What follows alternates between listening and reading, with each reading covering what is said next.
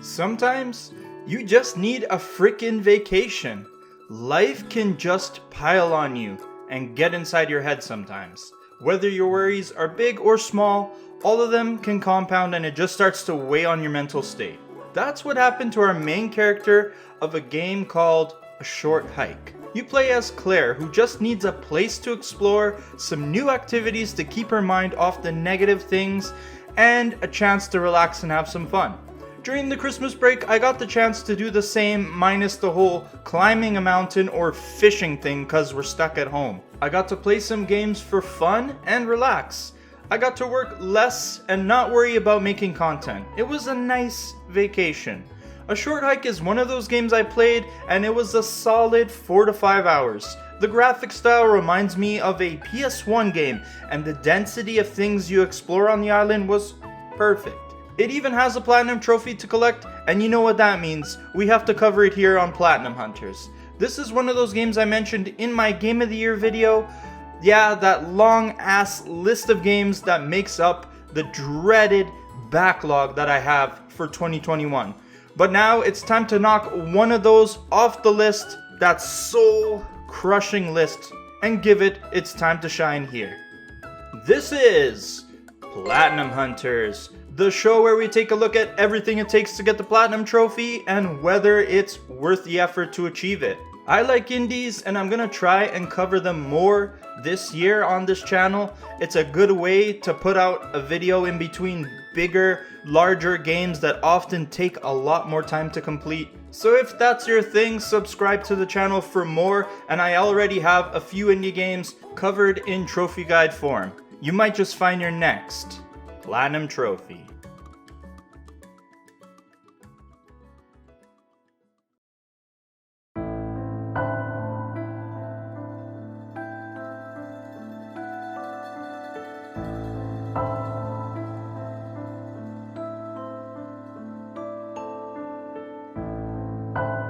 This game is very much about the journey and not the destination, so I don't really have a clear-cut roadmap for you to follow like I usually do. You can do all these trophies in almost any order you want, so I'm just gonna cover the trophies in a way that I think flows well. I mean, sure, you have the main objective, which is to get to the top of the highest peak, and that's gonna help you roll credits, but you'll be doing a bunch of different activities that will allow you to accomplish that feat. The map is circular, so you can explore it in any direction you like, and your ability to traverse the island greatly increases as you collect more feathers. We'll break this down as well as cover all the trophies, and there are more helpful guides in the description below to further assist you, including an interactive map that was really helpful for me for finding certain collectibles. There's a bit of spoilers inside of this guide. I tried to keep it to a minimum, but I'm just giving you a warning ahead of time just as a heads up. And one more thing before we start, other than the Feather Finder trophy, which is a silver trophy, every other trophy we will cover is graded as a gold trophy, which is awesome. If you are a level grinder, this is great, as it's going to help you boost your level, as the gold trophies are weighted much higher and you can add 11 gold trophies to your collection pretty easily. The way we'll start this trophy guide is by talking about the thing that Claire really wants to do the most, and that's to climb to the highest peak on the island. You'll get the trophy Hawk Peak when you climb all the way to the top of the mountain. This is quite the climb, but man was it worth it for the view. The game is beautiful even in its PS1 retro aesthetic. There are very few shortcuts to get you up there and you're going to have to do some serious climbing. The game has a stamina feature in the form of feathers, and climbing, jumping, and gliding all require these feathers to do them. So you have to get the Feather Finder trophy, which will be awarded to you after you find 10 feathers around the island, and that is the exact number you're going to need to get to the highest peak. Each feather will allow you to jump higher and climb longer, and that's what you're gonna need to scale this massive mountain. I think there are ways that you can reach the top using less than 10 feathers, but if you're taking the main path to reach the peak, 10 feathers is what you're going to need to make it up to the very top. You will find them hidden around the island, and as well you'll be rewarded them after completing certain tasks for the residents on the island. There are also 2 people you can outright buy feathers from, but that will require you to go out and collect money scattered around the island. The more feathers you have, the better, because when you get to a certain altitude, your feathers start to freeze, and they won't regenerate back when you're back on the ground. Fear not, you can get them back by taking a dip in any of the hot springs placed along the route. When you make it to the very top, you'll get the trophy and will be treated to that amazing view. Then for the trophy, the end, you'll have to return to your aunt after you've reached the highest peak. Just glide down off the mountain, which I might add is freaking sweet, and return to where you started your journey. Just speak to your aunt and decide to take a nap, and that will roll credits and get you the trophy. But we're far from done though. Our next activity is to collect all the feathers so we can get the Feathers Forever trophy. So far you've collected 10 feathers, and you just have to find 12 more for a grand total of 22 feathers. As I mentioned earlier, you can buy gold feathers from this park ranger and this bird by the climbing wall, and that makes up 6 out of the 22. Then there are 8 gold feathers that are found in the environment, either in hidden spots, inside chests, or just lying in a secluded spot. The last 6 gold feathers you need come from doing various side quests for the residents on the island. They will ask you to do various things like getting them an item or finding them on the island a certain amount of times. A few of these side quests will also give you trophies, so we're gonna cover a few of them later in the guide. But before we get ahead of ourselves, that's only 20 of the 22 feathers. You may have collected all the gold feathers, but now you have to collect the 2 silver feathers. Silver feathers work differently in that with every gold feather spent, they will allow you to jump higher and climb faster, essentially making your gold feathers way more effective. You'll get the first one on a secluded island in the southeast part of the map. Climb all the way to the top of this mini mountain and you will get the first one. The second one comes from a resident who is missing their silver watch, and she will give you a silver feather in exchange if you find the watch. You'll have to get it from the same bird that sells gold feathers. The whole reason he's hustling stuff in the first place is to pay off his student loans. I feel that, bro. Fuck OSAP and fuck how expensive it is to go to school. Paying off his student loan will get you the watch and get the second silver feather and the last feather you need for the total 22. I have a video guide down below that shows you how to get each and every feather you need. But we are not quite done talking about feathers, as there are 2 side quests to cover that will get you both feathers and trophies. Let's start with the trophy Remember This Day Forever, where you need to collect the commemorative hat by playing Stickball with these guys here. It's their own game they created, and it's like volleyball with co-op. You have to keep the ball in bounds, and with every hit you keep the combo going. To get the gold feather you only need to collect 10 hits, but in order to get the commemorative hat you need to get at least 30 hits. This can be a bit tricky and nerve-wracking, so I recommend staying close to the middle of the play so you can easily move around to where the volleyball is going to land. Once you collect 30 hits, the birds will give you the commemorative hat and the trophy. And then the other side quest that will give you a feather is the boat challenge. You can rent out a boat at the boat rental, and then you're also going to want to take out this kid with you, as he is going to issue the boat challenge. You'll have an obstacle course to navigate through, and if you beat the time limit, you will be awarded a golden feather. Now here's the fun part. He will issue you another challenge, and this will be for the Not a Scratch trophy. You will have to beat the same obstacle course, but this time under 45 seconds. This wouldn't be so bad if it wasn't for 2 things. One, there is a 10-second time penalty for every time you bump or crash into a rock, so you have to do the run pretty flawlessly. And 2, it would be easy to avoid the rocks if it wasn't for these weird and wonky controls that make controlling this boat worse than piloting a Sherman tank. It's not the worst boat controls I have ever experienced, as that award goes to Ape Escape boats. Those were awful, my god. But this is still pretty annoying. Keep your speed slower so you can control the boat, and keep practicing till you get the trophy. This is probably the toughest trophy in the guide, but after a few attempts, you'll figure it out and get good at it. That covers all the talk we're gonna have on feathers for the rest of the guide, hopefully. But there are still 2 more side quest trophies to cover. The Parkour Master Trophy can be awarded to you if you can beat this bird in his 3 races from point A to point B. There is no set path you have to take for these races, and you just have to get to the goal point before the bird does.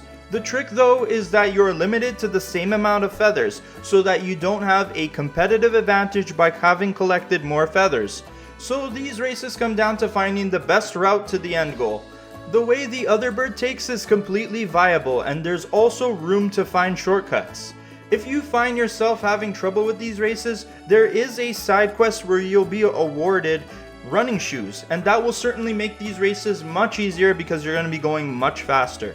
Once you beat all 3 of her races, you'll get the trophy. Note, the locations of where you can find her for each race is found in the guide I've provided down below. The most time-consuming quest you will have to do is to catch all the different types of fish. What is it with fishing in games that somehow always comes out as laborious? At least, doing this will make you a lot of bank for the other side quests. But the trophy, "The Fish Are Biting Today," can be obtained by completing the fish journal. You'll do this by catching each type of fish in the game and then selling them to the captain. There are a total of 14 different types, and you'll need to get the fishing rod from this guy right here, who also shows you how to catch them. While you're fishing, you might get lucky and get an albino version of the fish, or some other kind of variant, but it's not necessary to find all those rare versions for this trophy. You just need to get the common variants of them. Inside the interactive map I've provided, there is a tab dedicated to all the fishing hotspots where you can collect the different types of creatures. For some, you have to fish in rivers and streams, and then other species are exclusively found in one pond on the map. The map will show you where to go and find them, and then you have to throw that lure in to get them all.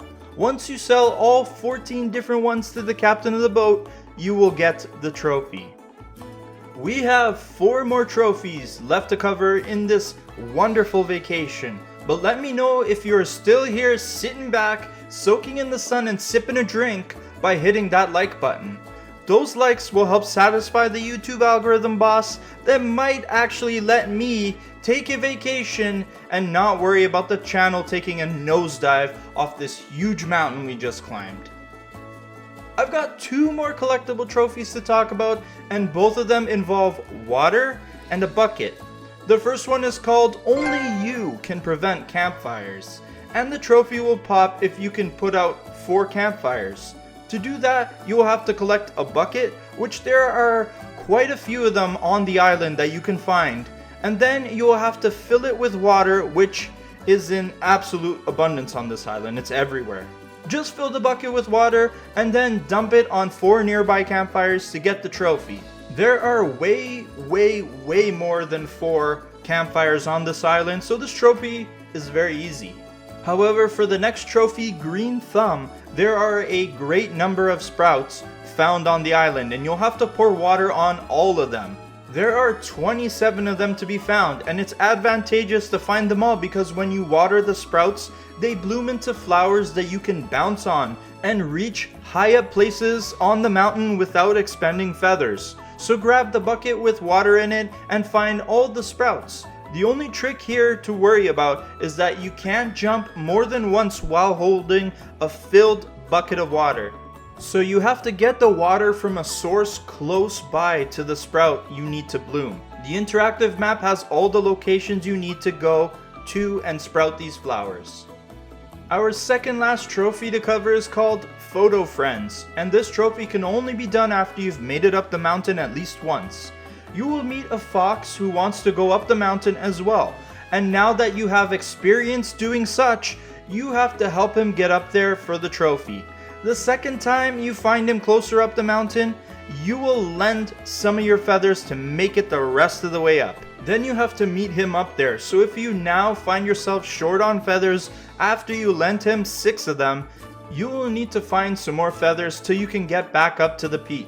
When you meet him up there, you will once again enjoy that amazing view, and he will take a picture of you, which will trigger the trophy prompt. The last trophy we will cover in the guide is an interesting time-based trophy that I kept missing.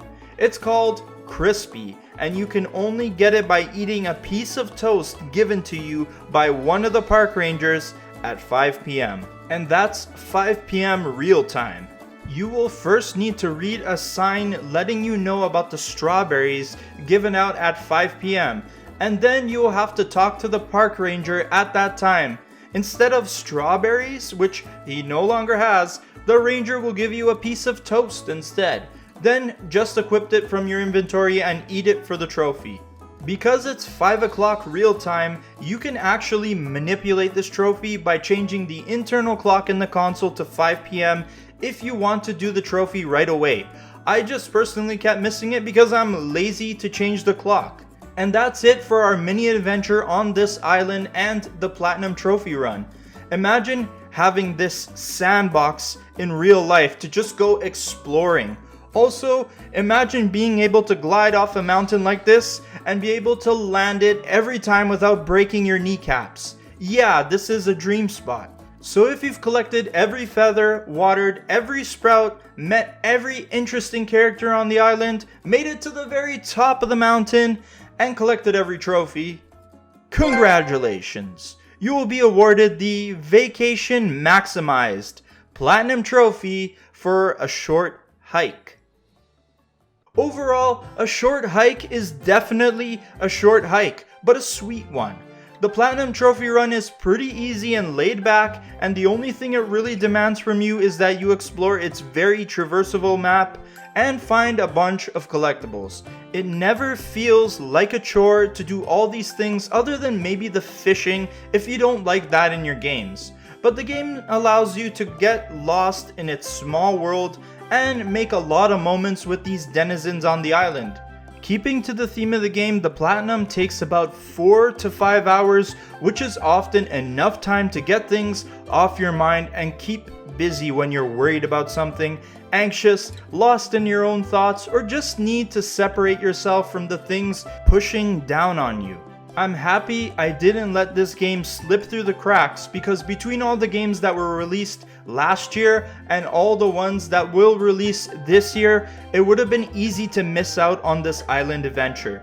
I'm hoping to cover more indie games on Platinum Hunters to fill in the gaps between trophy guides for big releases, so check this one out. It won't take you very long to get the plat, and you'll have a relaxing time doing it. That's all for this episode. I hope you enjoyed it, and do check out the game. It's really good, and it'll only take you 4 hours to platinum, so it's not a huge time investment. I definitely want to cover more indies, and I hope they're as good as this one. So if you liked this episode, be sure to let me know in the comment section, as well subscribe for more videos like this. I hope all your trophy hunting expeditions go amazing, and peace out.